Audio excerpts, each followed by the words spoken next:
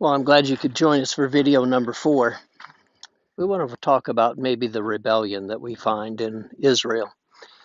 Rebellion's been around for a long time. Rebellion is around today. It's the time when we're able to think about where we are and think about our life, and we decide we don't like it. We want something else, and so we rebel against whoever we see as being in authority. Israel saw God as being in authority, and so rebellion is part of it. They had not matured when they were in Egypt, and now as they come out of Egypt, they basically are not mature either, especially not mature in their dealing with God. So if we think about this, this is a wilderness. There's nobody else out here, there's nothing around. Rebellion is usually accompanied by sin. It's what we do in order to get back at someone. We do something they don't want. And so that's what Israel did. They did something God didn't want in the wilderness. They decided to go against God and to be against the things that God said. Even though God provided for them, even though God gave them food, He gave them water, He gave them manna and quail, as we talked about last week. And so last week we saw that God was provider. But this week we want to talk a little bit about the rebellion of Israel and how they grumbled against God in that rebellion. We see this referenced a lot of times in the New Testament, and so it's not just an Old Testament story. It is the basis of how God deals with us as well. 1 Corinthians 10, 1 through 5. For I do not want you to be unaware, brothers, that our fathers were all under the cloud, and all passed through the sea, and all were baptized into Moses in the cloud and in the sea, and all ate the same spiritual food, and all drank the same spiritual drink. For they drank from the spiritual rock that followed them, and that rock was Christ. Nevertheless, with most of them God was not pleased, for they were overthrown in the wilderness. Paul talks about the advantages in 1 Corinthians that they had. And he describes the advantages that they had of God being with them in the pillar of cloud, and that He was over them, He led them, He showed them exactly the way. So He was essentially walking right in front of them, and all they had to do was follow. No GPS, no getting lost. They knew exactly where they were supposed to be, and where they were supposed to be was wherever God led them. He talks about how they passed through the sea, and certainly he's referring to the Red Sea here, and how they were able to pass through in the miracle of God as He parted the waters, and they stood up on either side, and so the people walked through, and they walked into the miracle of God as they walked through this sea. And so there's two things that God's provided already. He's the guidance, and He's also the one who gives them the direction and the way and clears the way as they walk through. Then he talks about they were baptized to Moses in the cloud and in the sea. And of course, today we understand about baptism, well, what that really means. It's the making of a new covenant with God. It's how we become Christians. It's what makes all the difference for us. And so Israel was able to have that as well as they were baptized into their deliverer, into Moses, the same way as we are baptized into Christ because He is the one who is our deliverer. And as He delivered the people, they trusted in Him, they believed in Him. He was often the one that stood between them and God. And yet He's also the one that heard all of their rebellion and heard all the things that they said against Him and against God. He also says they drank of the same spiritual drink, and that drink that followed them was Christ, who was a rock who followed them. A little bit confusing as to how exactly that was. We know that God brought water for them out of the rock, and so once again they're in the miracle of God and saying that Christ was with them through this process in the desert.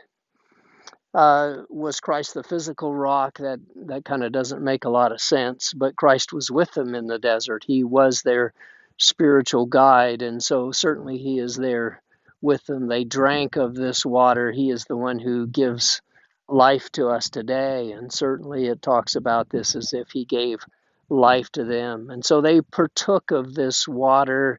that was provided for them by God. And so when you look at the way Paul explains it, it's as if they had all of these advantages and all of these things that God had for them, and yet at the same time they were rebellious. I imagine you and I went through the same process, right? We had a nice home where we lived, and we had parents who cared for us and loved us, and we had dinner on the table, and we had a meal, we had toys, we had transportation. They would take us wherever we needed to go. And yet, at some point, usually around teenage years, we rebelled against that. We didn't want them to take us. We wanted to have our own. We wanted to stand on our own. And I think it's just part of that growing up process. But you have to realize it's hard to rebel against the blessing that someone is giving you. When there isn't anything wrong and there is nothing bad, why would you rebel against that? We do. Do you remember that far back? When we rebel against our mom and dad, not because they did anything wrong, but just because we were brand new. We were coming up. We were the ones who wanted to be in charge of our life and take control of our destiny and all those other things. It's kind of funny to think about it now because we see it from our children too. And I think everybody has to go through this process of realizing what rebellion is all about. What I want you to think of as we look at this passage is, how should we deal with rebellion? And also, how does God deal with rebellion? And so he does say in the same passage, nevertheless, with most of them, God was not pleased. And what he cites as the reason why he was not pleased is later going to be defined as their rebellion. You would think if you give a person everything you possibly can and be just as nice as you possibly can and do everything possible for them, that it's going to turn out well and that people are going to appreciate what you do and they're going to thank you for the things that you've done. That's not always the case. It's especially not the case with someone who is rebellious.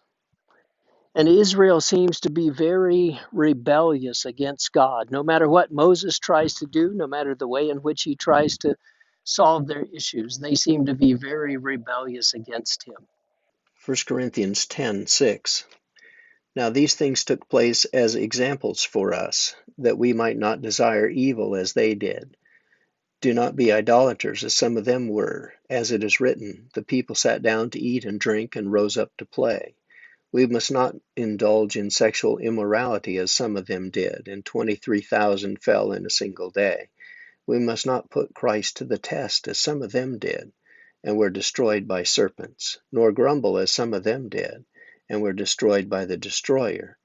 Now these things happened to them as an example, but they were written down for our instruction, on whom the end of the ages has come. Therefore let anyone who thinks he stands take heed lest he fall. No temptation has overtaken you that is not common to man. God is faithful, and he will not let you be tempted beyond your ability. But with the temptation, he will also provide the way of escape, that you may be able to endure it. They sinned. Well, they're in the middle of a wilderness. Where would they find sin? It says they worshiped idols. Well, how would you even find an idol out here? Do you just pick a rock and say, okay, that's an idol? But there were people around them. They had brought idols out of Egypt, and they became aware of the people that they knew. And so, in becoming aware of the people that they knew and some of the nations around them, it was easy enough to adopt their gods and to be able to worship their gods. It says they sat down to eat and drink, and they rose up to play. Well, today we've developed a word for that. It's called party. It's even a verb. There were no limits on sex or anything else. And so they adopted the people around them and said, well, you know what? Their gods that they had as far as idols, a lot of times were fertility gods. And so the best way to worship a fertility god might be with having sexual relations. And so who wouldn't want to have a god like that? And so maybe you can understand the draw. It seems like we might have a little bit of that today. And at one point he says that they were so bad, he said 23,000 fell in one day. That's a lot of people. And so it was in rebellion to God. It's because of their own want. It's because of their own lust and doing whatever they wanted to do. It talks about some of them as putting Christ to the test, which usually is to mean that they put themselves in a situation where God had to rescue them or save them. Either that or they put him to the test because they grumbled against him with the things that God was providing. And yet at the same time, we realize that, God was providing these things for them, but they were complaining about it. Well, we don't like this food. I know you're giving us food. We don't like this food. We want something else. You give us water, but it's not fast enough. We want it quicker. And so a lot of their rebellion was against the way God was doing it. And that's what he talks with us about as far as Israel and their rebellion. Their rebellion was the fact that they were not trusting in God. And so they were not putting themselves into the hand of God for him to take care of them and deliver them to a land of promise, the land that flows with milk and honey, the land that is the place where God was wanting them to be. Can you imagine taking one of your children on vacation? And as you take them on vacation, you're taking them to a theme park, an amusement park. It's their dream, it's what they've always wanted to do. Yet every single thing along the way, they complain how far it is. They complain about flying on the airplane or riding in the car. It's just too long. It's just too much. And no matter what you do, you go and go take them out to eat for a special meal, and they don't like anything on the menu. They don't want this. They don't want that. They want to stay up. And you may be very familiar with all of this. It's kind of a rebellion against you. And yet, if you can ever get them to the point where you can realize what is being done for them, it might be that they would appreciate you. At least that's the hope. But the rebellion is often very deep seated. It talks about the fact that all of this happened as an example. Well, it's an example for us that we would not do the same thing that they did. And so he says, be careful when you stand, when you think you're firm, when you think everything is good, lest you fall. Because sometimes it's when we think we're the strongest that we really find out that's when we fall the easiest, because we didn't believe there was any danger. We didn't think there was any problem. And yet that's the time when we got too proud of ourselves and too sure of ourselves, and Satan comes in and we do fall. He also says that every temptation is common. He says there isn't anything that's happened to you that hasn't happened to everybody else. And that's why he writes all of these things as, here's what happened with Israel. I wrote this down so that you would see it, so that you would know it, so that you would understand your temptations are the same. Well, the reason that's important is because a lot of times we're convinced we are the only ones who have ever been in this condition. We are the only ones who's ever been like this. And there have been people that I've talked to and counseled, and the story always starts the same. And you're thinking, okay, here we go again. And yet they want to inevitably come to the point where they feel like, well, it was different for us. It was something that was new. It was something that nobody else has ever had to face. And so, sure enough, they believe they were the first ones and the only ones who have ever had to face anything like that. And so I think it's important for us to realize that the same way we have difficulty, everybody else has been through the same thing. And then he says, I want you to know that God's not going to give you anything you can't handle. Everything that comes, God believes you are able to handle. Now, sometimes God thinks I can handle a lot more than I think I can handle. And so he may have a lot more confidence than I believe I have, because you get put through some things that are very, very difficult. But he says everything that has come to you has been tempered so that you are able to handle it by God. And if you think back about it, I'm sure you can think that things could have been so much worse. And yet God was able to help, and God was able to do that. And he says it's also that you are able to get through it, so that you are able to endure it, so that you are able to escape. But be careful about looking at the term escape and thinking, okay, God will provide so that now it will be over and I won't have to deal with it anymore. Now, he's provided a way of escape that you may be able to endure it. And so, as we look at our own selves and at some of the temptations that we face, he says sometimes you're just going to have to face the fact that, you know what, I want this and I've wanted this for a long time and I'm going to continue to want this. And you just have to hang on and say, you can't have it. It's not what God wants. And that's one of the most important things we can realize. It's being able to face our own temptation, being able to face this rebellion. And those are some of the things that he describes that we should learn about what happened with Israel. The New Testament always describes them as rebellious. That's the name for it. That's the word he uses for all of their sin as you look at how he describes it. And so I want us to learn from that. The wilderness is a beautiful place. It's a place where we can get away. It's a place where we can escape.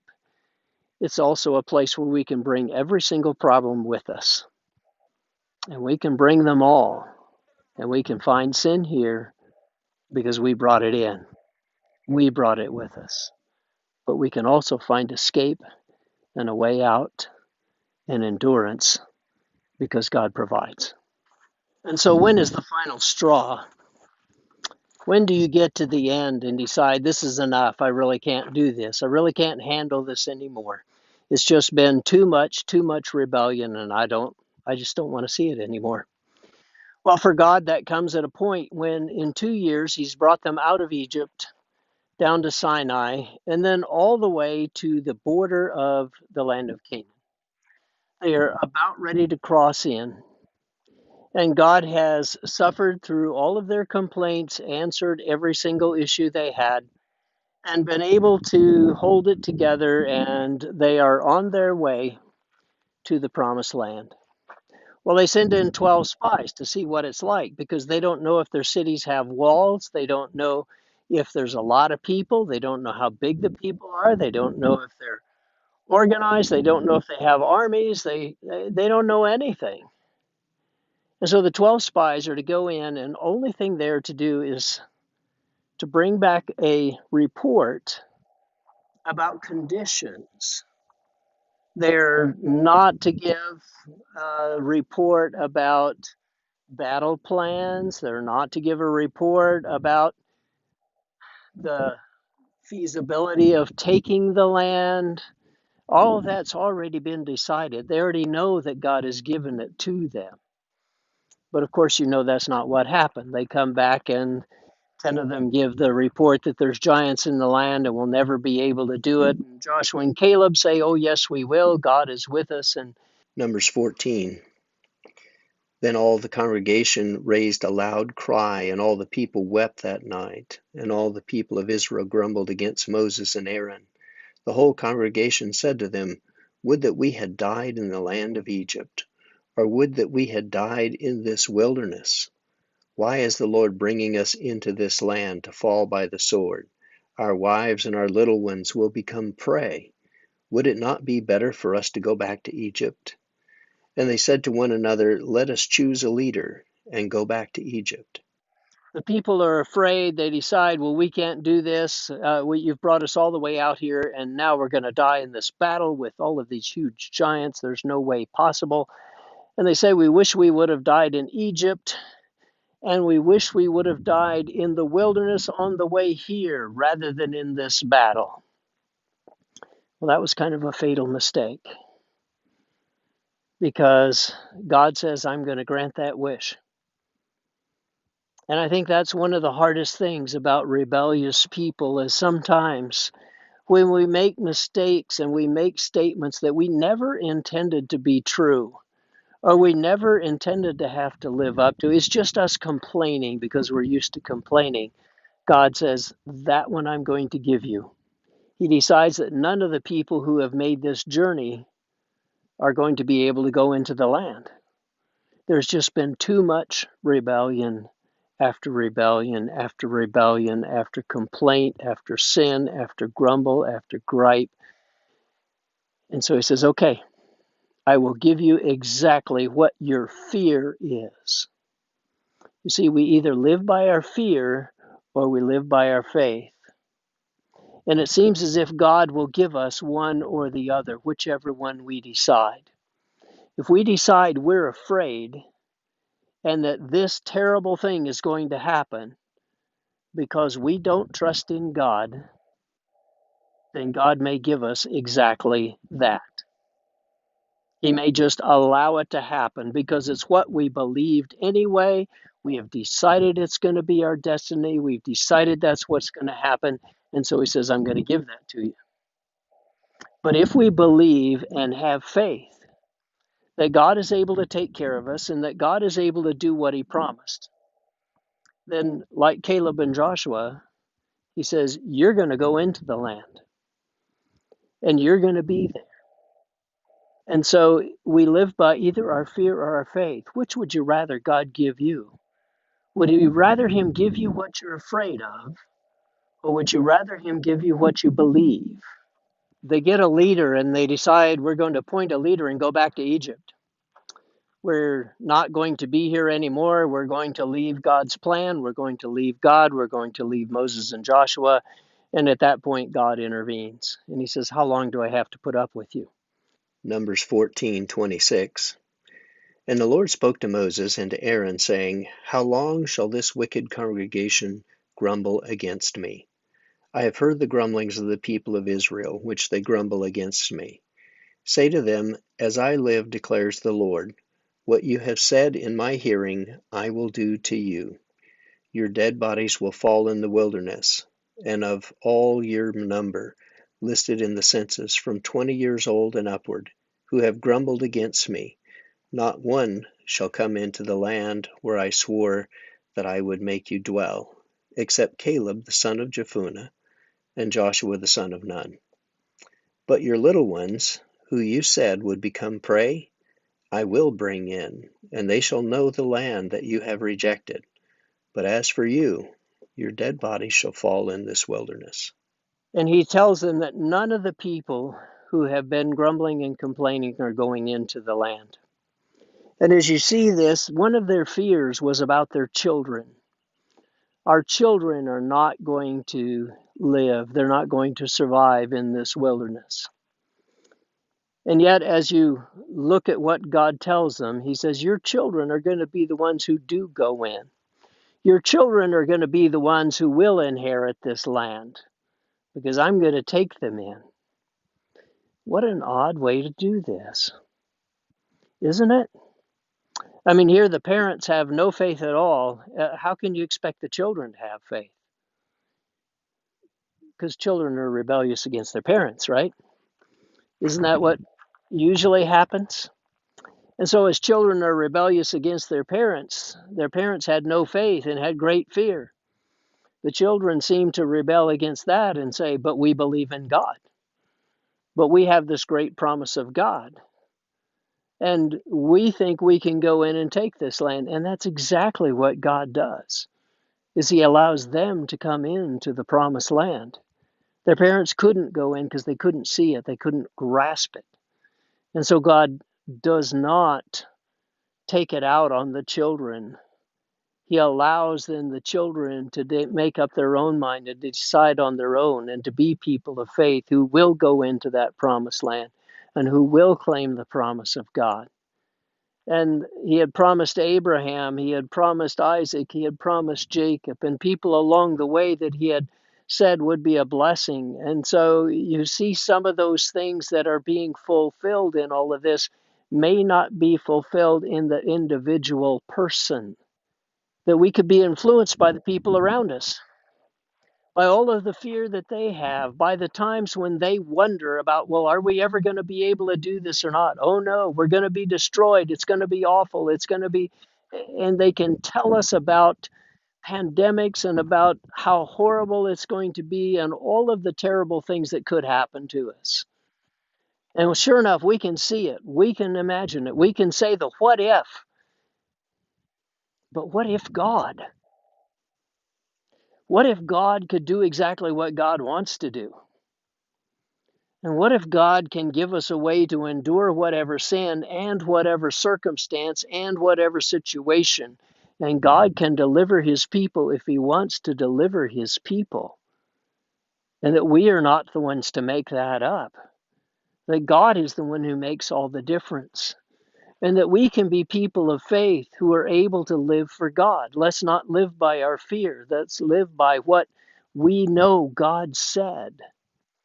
I don't think God said one way or the other about the pandemic. Should you be scared? Probably. Yeah, there's some real danger there. Keep yourself safe. At the same time, don't let that drive your relationship with God. Your relationship with God is more important than the pandemic.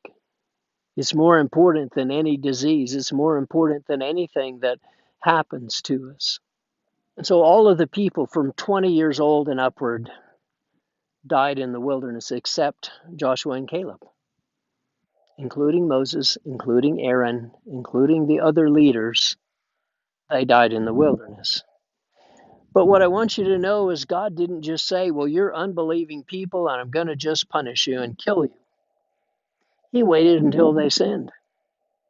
And so they later developed, and because of their sin, the 12 spies who went in, 10 of those gave a bad report. They died of plague. Doesn't seem like a good thing, does it? And yet, because they had interpreted what God was saying wrong and confused the people and made them afraid, God holds them accountable. He says, you can't say things like that when I have clearly told you we are going here. And so it's so very important for us to realize what God has said and to be able to obey him because his word is most important. Hebrews 3:7. Therefore, as the Holy Spirit says, today if you hear his voice, do not harden your hearts as in the rebellion on the day of testing in the wilderness, where your fathers put me to the test and saw my works for 40 years. Therefore I was provoked with that generation and said, they always go astray in their heart. They have not known my ways. As I swore in my wrath, they shall not enter my rest. So the writer of Hebrews says, today when you hear his voice, do not harden your hearts as they did in the rebellion. And the very rebellion he's talking about is the people of Israel that we had seen before. That's what he's describing. The quote is a quote out of Psalms 95. At that time, he applies it to them. Please do not harden your hearts as they did in the rebellion. The example has gone all the way through the Old Testament. It is through the New Testament as well, that we would not harden our hearts as they did back in that time.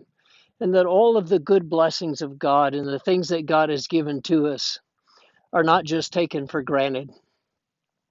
They are not just something that we assume God owes us and that we are entitled somehow to greater and greater blessings. Hebrews 3:12. Take care, brothers, lest there be in any of you an evil, unbelieving heart, leading you to fall away from the living God. But exhort one another every day, as long as it is called today, that none of you become hardened by this deceitfulness of sin. For we have come to share in Christ, if indeed we hold our original confidence firm to the end. As it is said, today if you hear his voice, do not harden your hearts as in the rebellion.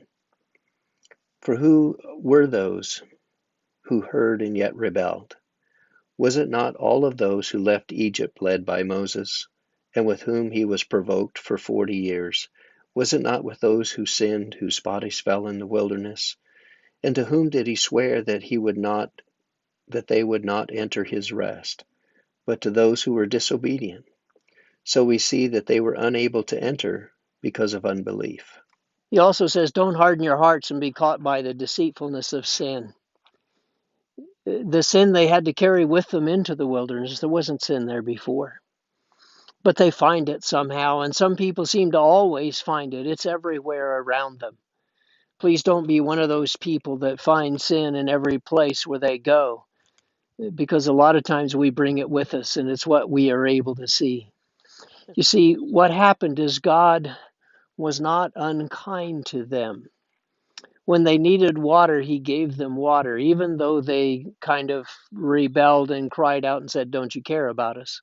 When they needed food, he gave them food, even though they whined and cried and said, don't you care about us? Any of the things that they really needed, God did not withhold from them, even though they were rebellious about it. That's a very important thing, because we are not inhumane to people. God is not inhumane to people, so that he sees them and sees their condition. He says, no, you're not doing it right. I'm not going to help you. In every single case, God gave them what they needed. They were able to survive because God gave them the things they needed in spite of their complaint, in spite of their rebellion. And so God is not about to destroy someone simply because he doesn't like the way they look. He is not going to be inhuman to them. He has that quality, that characteristic about him, that even when his child is misbehaving and not doing what's right, he's still going to take care of them. There's still going to be food and water for them. Now, there may not be a lot else, but that's what he says. He's going to provide for them. But he does not allow them to sin. He does not allow them to continue in that. And at the point when they refuse to accept the blessing that he is giving them, the promised land is right across the Jordan, and they refuse to go in and take it. Well, he will refuse to give them the promised land then. And so it is not God taking away what they need for survival. It is never the case that God does that. And yet at the same time, the punishment that we see a lot of times may be the fact that we no longer get the blessing of God. We no longer get the thing that God promised, because after all, we were the ones who complained about it. We were the ones that said it was too hard. And God said, I won't ever withhold your survival and punish you that way. But you also may not be able to get my blessing if you don't believe me. If you don't trust me, if you don't have faith in me, then you may not get the blessing of God. And so I just want to ask you, how do we deal with rebellion? How do you deal with rebellion? I'm sure you had it in your family. How do you deal with rebellion? Well, a lot of times the way that we deal with rebellion is we negotiate. We compromise, we work out a deal, we work out some way that, all right, we're able to come to terms. I want you to know God does not do that. He does not compromise. He does not come to terms. He does not negotiate. What he said is what he said. He will never take away a person's survival unless it's just an absolute end and he just punishes them completely. And that is usually in connection with a sin that they have had. It's not just a matter of him getting angry and saying, okay, I'm just wiping you all out. It's because of a sin that they had, and he waits until the time that there's a sin that they had. He did that with Israel. He waited until the time when they sinned more and more, and then, okay, because of this sin, now you get the full punishment. Well, how does God deal with this? He gives them what they ask for. He gives them what they believe. And if their fear is the strongest thing, that they believe they would die in the wilderness, then he gives it to them. Okay, that's what you believe the most about me. That's what you got out of me. I'm going to give you that. And I think it's a huge lesson for people back then, for people now today. God will give you whatever you believe about him. In the wilderness, we make our own way. We bring in our own sin. We bring in our own faith. We bring in what we believe about God, and we are able to see God provide. We are able to see miracle and be in the miracle. We're able to watch God as he is with us. We are also able to not believe, able to listen to the people around us who are all saying, no, it's terrible, it's awful, it's never going to work. And sure enough, we can decide, God, it'll never work. Or we can decide it's too much trouble. What, we have to fight? I don't want to fight. And so we give it up. We decide, well, it's not worth it. It's too much trouble for us to do that. And so we don't do what God promised, and we don't get what God promised because we don't get the blessing when God was ready to give it to us and ready to lead us in and ready to do that. It's one of the lessons we learned in the wilderness, that God will deal with rebellion, but God tends to give another chance and another chance and another chance until the people were looking at the very time where they absolutely refused the blessing of God. We can't go in because we don't believe. And when they refuse to believe, God leaves them right where they were. We were afraid we would die in the wilderness. And God says, you are absolutely right. You will. I hope you will believe what God can give you, and that he is able to give you something great, that he is able to give you grace and mercy and his spirit, that he is able to forgive sins, that he is able to give you the blessing of Christ, that he is able to give you all of the things that come in the fellowship of his church, that he is able to give you all of these things as we follow him in the wilderness.